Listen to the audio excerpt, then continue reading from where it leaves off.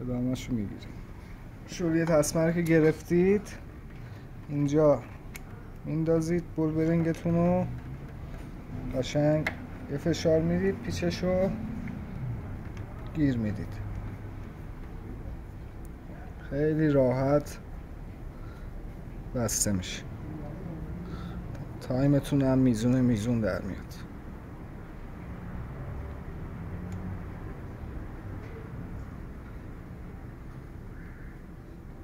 بعد اینکه اینو بستید و سفتش کردید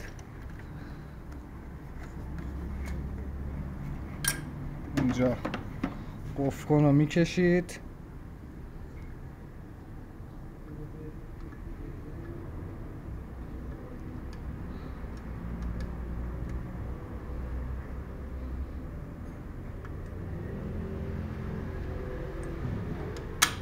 قفل کن رو که کشیدید بیرون، خلاصی تسمه رو میگیرید کامل. تسمه یعنی صفر میکنید تا اونجایی که شاخص داره. بعد از صفر کردن تسمه به صورت کامل دوتا دنده هاتون رو قشنگ با بوکس بادی صفر میکنید. خیلی هم راحت و ابتدایی.